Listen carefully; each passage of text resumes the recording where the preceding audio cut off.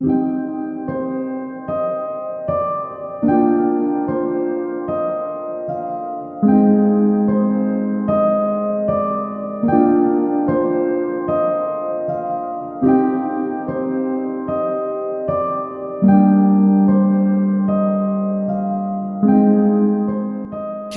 village is where I escaped my mother's home.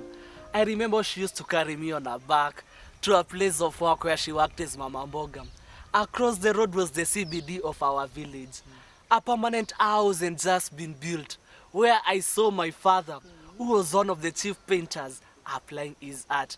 At this time, the bones in my legs were strong enough to support me.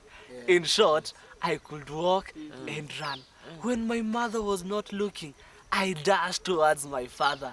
I wanted to go and to play with his paints as I usually did. Before I could say Tialal, I heard screeching of tires. And the next thing I saw was K.A. My father being my superhero. He came to my rescue and saved me from being hit by the vehicle carrying me around. Rerea soro ya mwadani ekarigwa iguru. It was difficult growing up a fatherless son whose mother was Mama Mboga.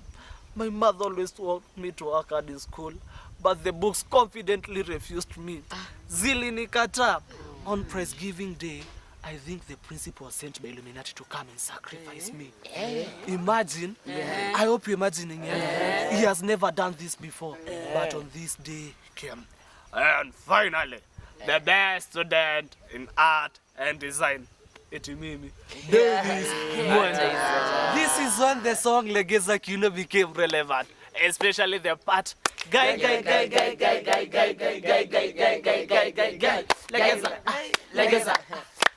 Kiuno Legeza. As everyone cheered, I looked at my mother. My once beautiful mother was so furious.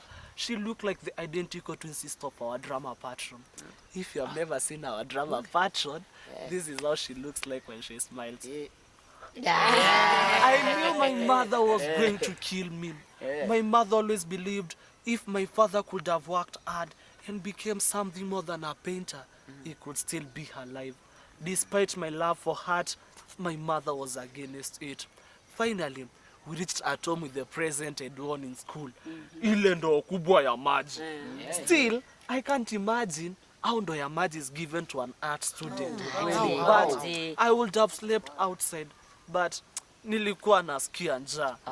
I stepped into the house. My mother was there. I was here. And a plate of fries and meat was there. I regretted not paying attention during mathematics when our teacher was teaching about Pythagoras. It would really have helped me here. I walked into the house and then I heard from behind, Kunywe Kutwa. It was my big brother Kovai, Amira eating addict, who had dropped his standard too after realizing there are more numbers than 100. That idiot pounced on me. Akanipiga ngumi as if watu wa boda wameona mwizi wa pikipiki. This is when I realized, ukitaka kumaliza njaa, ukiwa na njaa tu, we tupigwa. I was beaten hadi nikashiba. My mother went into our bedroom and took all the paints and brushes, even the brush had kept for memory of my father, and threw them into a burning makeup. After venting, my mother collapsed. I was not going to allow me to be the reason behind my mother's death. After it caused my father's death, I put Mama on a wheelbarrow and quickly rushed to the hospital.